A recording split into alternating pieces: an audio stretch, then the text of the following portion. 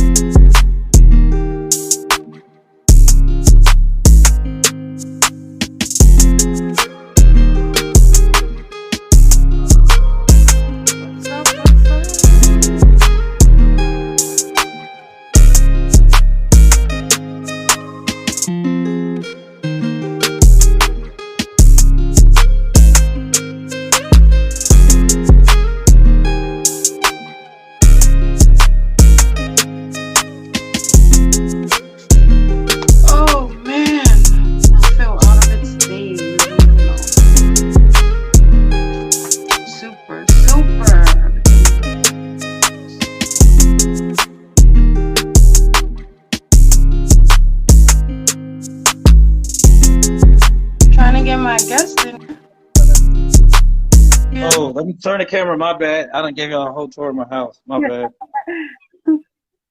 It's cool. It's cool.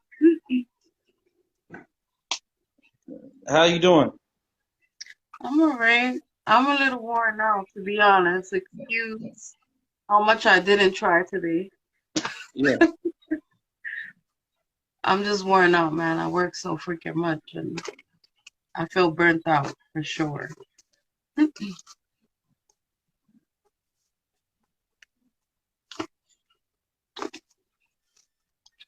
Alrighty.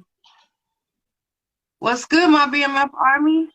I hope everybody's doing good today, despite all the madness going on in the world. Thank you for joining us. Today I have the honor of interviewing the Uncanny Damarkus. Thanks for making time for us, Damarkus. I said your name right. Yeah, it's Damarkus. Damarkus Rashad. I love your name too, by the way. It's so unique. Thank you. How are you? How are you doing? How's everything been since COVID and life that's been going on the past 3 years? Oh man, that COVID was crazy. And then if you're from Texas, everybody knows I just barely came home. I was locked up all last year. So, oh man. Yeah. So I'm glad you're home. You were locked up for just 1 year? Mm-hmm. Are you doing better now? Yeah, it was. Yeah, it was just a little hiccup. I mean, it was a probation violation, but like every time I'm trying to do right, I mean, life's past sometimes comes back. So I already knew I was going to go home. I had put in my head I was going to go home due to the fact what they were trying to do. So, but it was a struggle. But I'm back. This is the second time fighting the case, so I'm back. So yeah. But you're staying out of trouble, right? Yeah, I heard stay out of trouble. What happens, man? I've been there. Jay Strat, shout outs.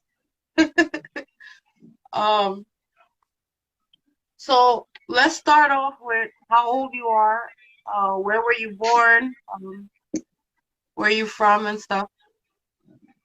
I'm 35 years old, and I'm originally from Kerrville. It's an hour away from San Antonio. And Texas. then, yeah, Texas. I'm a Texas boy. And I moved up here to San Antonio after I got out of prison in 2016 to continue wrestling. Yeah. There's more of more of opportunities over there in San Antonio. Mm-hmm. We were traveling though back and forth. It was I came from a wrestling school called Miraculous Wrestling, and the guy was from Oregon. And then we were getting booked in New Braunfels, Texas, and in San Antonio, and we were driving all the time. And then at that time I was messing up. So when I ended up messing up and ended up actually have to go do like a little bit of time, I decided when I got out, to move up here. Okay. Yeah. And it's been better since, huh? Oh yeah, I believe so. Um,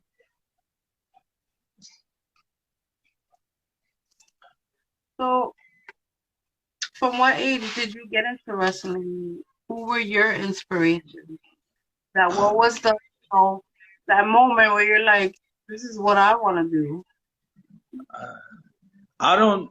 I know a lot of people say like I get mad when I hear people say like 7 and 8, but I think the day I don't remember nothing else in life but wrestling being on TV, even as a baby. And dang, I don't even know how old. I know it was before I got into kindergarten, So but I you had remember. like actors that watched, or you just like stumbled upon it yourself. No, my great great grandma. I always used to say shout out to my grandma Booney, but it was one of my things. Booney, we in here, but she was a wrestling fanatic, like NWA, and she called herself a Southern girl, and she didn't like nothing outside of Texas. And so, like growing up, like NWA, WCW, and then her daughter, Minietta, which was we call my granny, she watched it all. She watched WWE, Lucha Libre. At the time, AWA was still coming on. So my grandma used to tell me though, as a baby, that I was gonna be her first wrestler. Oh shit! Wow, Yeah. that's all the way back. Uh-huh. And you know, my idol is from Texas too, right? Who's your idol? Stone Cold Steve Austin. Yeah, Victoria, Texas. Originally, that's right there by Dallas. Right, he was born in Victoria. Originally Steve Anderson, and later changed his name to Steve Williams. That's my dude, man. Yeah. So, what year did you actually deep put? How did you? Where did you? You said you started training at Miraculous Wrestling. Yeah, and it was in before we like you know how certain people like some of us wrestlers would think that you gotta. I ended up doing the Rob Van Dam phase and the Aleister Black thing. I thought that you had to have martial arts, so I was doing MMA 2 years before wrestling, and just so Really? happened, yeah, That's that's yeah, dope. It's still dope to have that under your belt, though. yeah, Gives you a little extra advantage. yeah. And they had that. They had a show. Miraculous Wrestling had a show that came in to my hometown. And matter of fact, we had a grappling tournament going on the day of the show, the wrestling show. And so I had lied and told him that I had got hurt, and just to go to the wrestling show. When we went to the wrestling show, I did everything to meet everybody. Like the it was a little small independent show. I ended up meeting Right. the owner and telling him I want to be a wrestler, and he was like, "Give me $100 right now. I'll train you tomorrow." And I was like, "Bet." I was like, yeah. I had $20 in my pocket. I gave him $20. I was like, tell me where to go. And I've been chasing it ever since then, since 2007. All right, all right. Um, so what is the indie scene like in Texas? The indie scene, Mhm. oh my God. It's pretty much like everywhere else. I mean, um, Is it before COVID, are there a lot of promotions going on? Like, do they have a lot of fans? Is it, you guys have a couple of schools? well, where I'm at right now, we got Ronnie Mack and Jazz. They just opened up a street. I mean, opened up a school, and that's up the street from where I'm at. And then we got Hybrid Wrestling. Then you got Texas Wrestling Academy. So like Oh, I live directly like in the middle. Everybody's 15 to 10 minutes away from where I'm at. that's dope. That's dope. Yeah. Okay. Um, so you do have children, right? hmm How would you feel if your children wanted to become pro wrestler? My oldest one does. He's with me all the time at shows. Oh, And really? yeah, so like when I was doing MMA, he was born the last year of me fully going because I was trying to go to the shoot for the UFC, and then I was going to use the UFC to get me into wrestling. But Okay. you know, the universe has its way. So he's been the same years of me wrestling for 15 years. He's been around every year, Oh but it's wow. more now. Yeah, he's more involved now. How old is he now? 15. Oh, okay. So he's not that far away from when the age he can actually start. Well, he's trained a little bit here and there. His favorite wrestlers are Pete Dunne. Well, he loves British wrestling. British wrestling is awesome. They're Yeah, awesome. yeah. Kind of reminds me of New Japan, whereas the discipline is definitely different. Mm-hmm. More enforced. He's done is dope too. Yeah. Definitely one of my favorites. What does the meaning of professional wrestler entail to you? And me personally, wrestling to me is like professional wrestling to me is my passion. I've used it for many things. So like, um, I've heard Eddie Kingston say this, and I've even my mentor, shout out to Scott Summers. Uh, Wrestling is has always been there, so it's a deeper meaning. Like it's broken my heart more than anything, and like, but it's still that love. So like, it means more of the world to me than anything. It's hard to describe it. Yeah.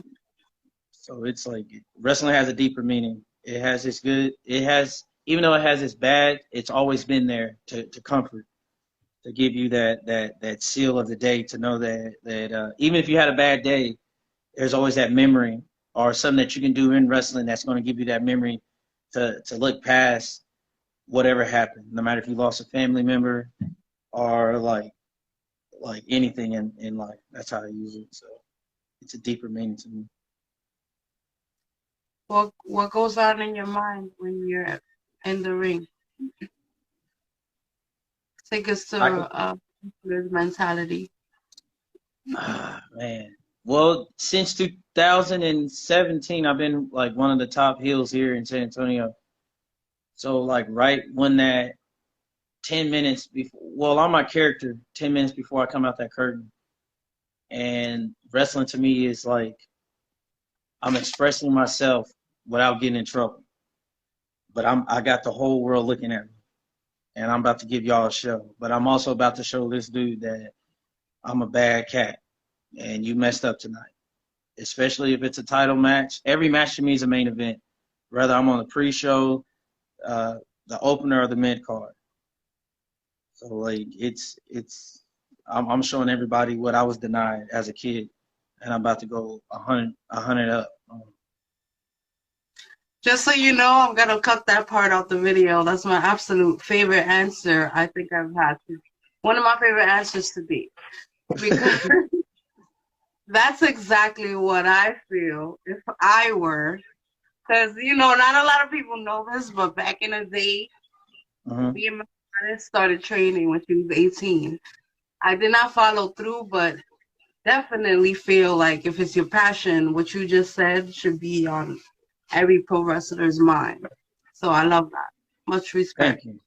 Thank you. Can you explain to me like how your name was born? The Uncanny Damarkus? Well, I know your regular name, but where did the Uncanny come from? Well, the first one right now, well, I go by Ghetto Dream or the Uncanny. The Ghetto Dream happened when I got my first show here in San Antonio in 2009. There's a rapper named Fat Pat, and everybody listens to Fat Pat. But growing up, my grandma, my granny, Dusty Rose was as a kid, they didn't know they're wrestling fans, but my granny and my grandma would always talk about Dusty Rose got you. And so like I had to come up with a name, and I didn't have a wrestling name. So I was like, dang, well, my grandparents, both of them will see this and be like, in heaven, and I'll be like, I can't be American Dream, but I can be the Ghetto Dream. So like I love it.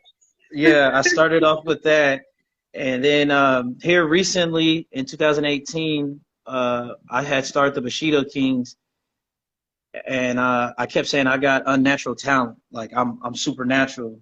And then somebody was like, "Man, that's uncanny." And then me being a X-Man, actually I'm a Marvel comic fanatic too, so I was like the uncanny one. Yeah, and so we had it going on. So it's the name fits with everything. Uh, Is Dusty one of your, like one of the people who inspired you growing up? wrestling wise, and promo wise, yes. As growing up as a kid, Dusty Rhodes and Ric Flair, I emulate all my promos from Dusty Rhodes to capture and to get you in a feeling and be able to tell a story. Uh, when I'm on my like flashy mode, I get that from Ric Flair, and then if I want to get serious, Shane Douglas and New Jack and Eddie Kingston. Like before I do a promo, a lot of people have always asked me this. I'll watch up to 10 minutes of all their promos, and Mm-hmm. then I'll be like in my head, I'll be like, okay, well this is the match we're gonna do it like this. And so like he would, they were like the promo wise, but wrestling wise, Shane Douglas, Chris Candido, Bam Bam Bigelow, and Rob Van Dam and Sting and the Great Muta were like my strong influences in wrestling. Awesome people, and definitely awesome people to study from. And that's really important, honestly. Things are a lot different at this day and age in pro wrestling. Yeah. I definitely think there's a lack of studying, but that just makes me like you more. Um,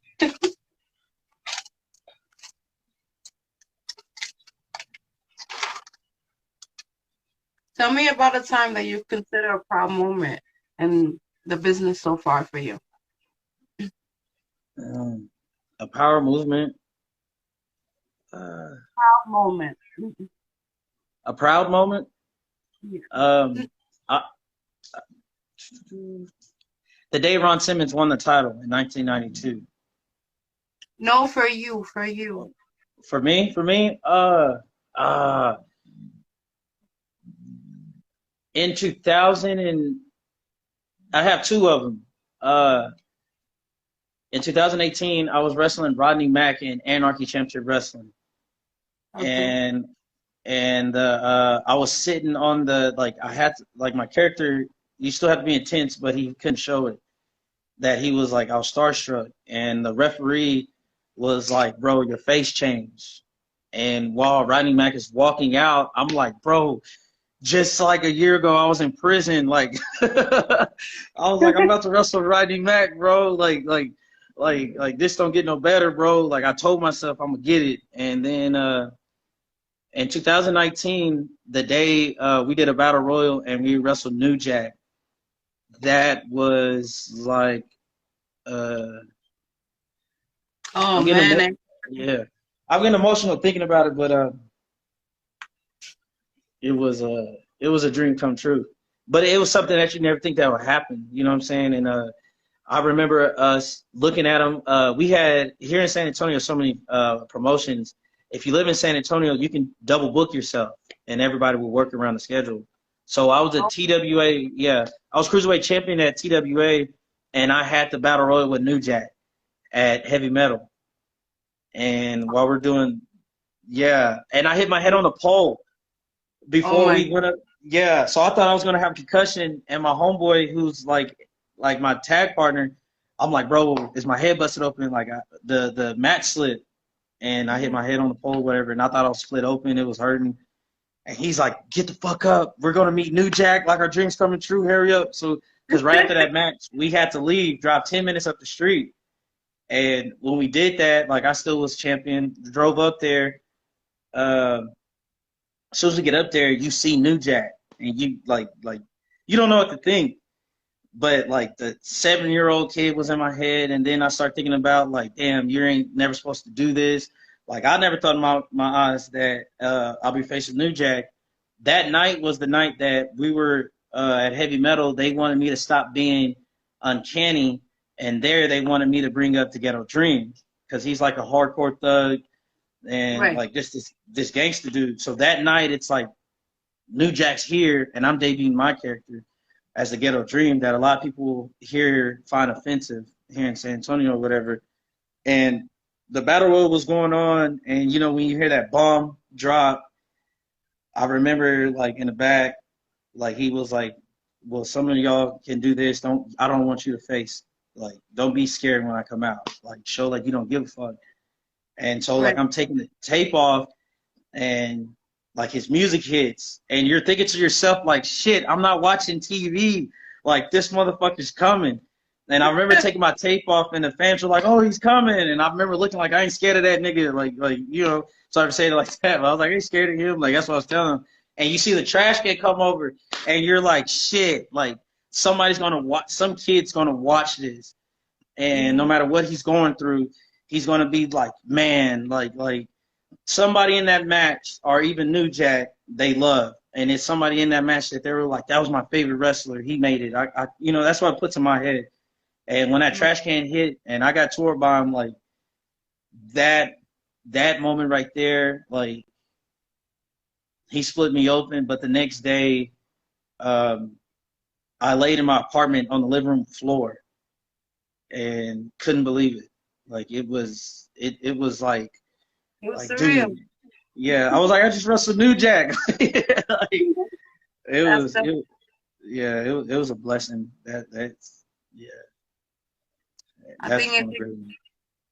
a lot of strength to go through the things you have and to still keep pushing forward for your dream. I commend you for that. Not easy. I can Yeah, imagine. So thank keep you. going. Yeah.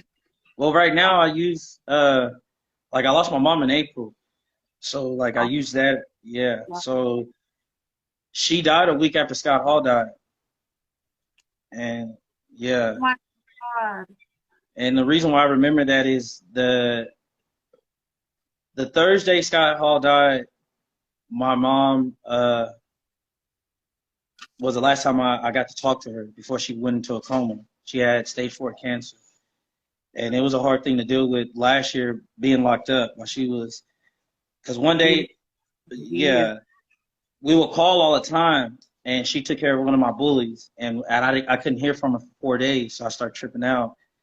And then I came home last year, and we connected more. We watched wrestling, and she kept telling me like before she got sick that I was like, I don't think they're gonna let me come back. Like I just got locked up again, and this time I didn't like really mess up, you know. And she was like, it's gonna come back 10 times harder, and you're gonna love it. Well, the day Scott Hall passed away, her hand was shaking, and she told my stepdad to too sweet me. And he was like, I don't know what that means. And she was like, do it, like, you know, put his hand like that. So we did it, and then we talked, and the following week, she like it, she had passed away, and but she told me when she was in the hospital, I had stopped working out.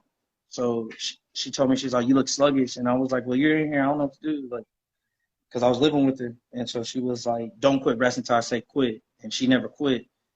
And even though certain people say, well, she passed away, I feel in my heart that she survived cancer Yeah. because the things that are happening right now in wrestling, like when I'm at the wrestle Ricky Reyes next month, like certain people are going to find it offensive what I'm going to say, but I believe my mom's up in heaven talking to Chris Benoit, talking to New Jack, talking to the Von Erich. Like, what can my son do next? You know what I'm saying? So that's a push. You know what I'm saying? So Never mind what people think. I don't know. You gotta keep pushing. That's It's in our nature to overcome struggles. that's right. And I feel for you on that loss. I lost mine the year last year, and it sucks. So I know it's super fresh for you, and I'm really sorry for your loss. It Okay. sucks. So I'm gonna ask you a question that I ask all indie wrestlers, Mm-hmm. just out of curiosity. Um, if you were to get the call from a televised mainstream promotion, who would you want it to be and why? Man, I'm gonna be dead honest. I would love before Ring of Honor went out of business. That was my main goal. Was go to Ring of Honor due to Homicide and Low Key and Ricky Reyes and Samoa Joe and them. As of now, I have my reasons, but I would love to get the call from Impact Wrestling. Okay. And the reason why for that, I feel that Impact Wrestling still has the last grit where you got to prove yourself. You got to show everybody like I'm not here to be an entertainer. I'm here to be a wrestler, so that like AEW can look at you something serious, and WWE can look at you something serious. But that's what I'm pushing for. Our Major League Wrestling, our NWA, like, and this is not to like. I don't want nobody taking this the wrong way. I love AEW. Yeah. I don't watch WWE no more, but NXT when Triple H was running was good. But I feel right now that wrestling's losing the psychology and the match build up, and we are allowing too many smart marks and social media to destroy wrestling. But we still got hope. Yeah, we still got hope. We still got NWA. You just made a best friend. Well, we love this business. You usually preaching all the shit that I think and talk about with my colleagues and shit all the time. It's so true. Yeah, I love it. And I'm not disrespecting nobody, but like, yeah, I know. AEW came on the scene like WCW, and we all jumped on it because we want something new. And Right. here recently, like they're pulling a lot of cards and pulling a lot of stuff that WCW was pulling. And you got a lot of guys that like I've been following you and been a fan of yours, and so I've seen some of the people you've like your boyfriend. I've seen him wrestle on the indies and stuff like that. So you got guys in this business that guys and girls, because up there in New York, y'all got a lot of people that they didn't see, Right. and I feel like they're not AEW just became a buddy business. WWE is starting to become only for movies. So like NWA. Like, hell yeah, we got Homicide over there. MLW, they're doing their thing too. He's actually close to, he's trained with Homicide and them and all that. Yeah. I have a saying here in Texas. I'm rebuilding wrestling. I love NWA too. And the fact that they still keep it, true to the original, I love it. Yeah. I'm sure of it. What's the best advice you could give to another person trying to get into the wrestling business? Best advice. Oh, when I give advice to myself. So keep going. And when you ain't nobody, they ain't gonna talk nothing about you. As soon as they start speaking your name and doing everything to block you, that's when you're making it. You're giving them a hard time. And don't let the haters, oh, I got too many haters. No. A hater is providing you enough fuel for that jet to fly to the moon. And if you don't touch the moon, you gotta grab onto the star because that's what you're shooting for. Never sell yourself less and never have less value. Always see yourself growing. That's great advice.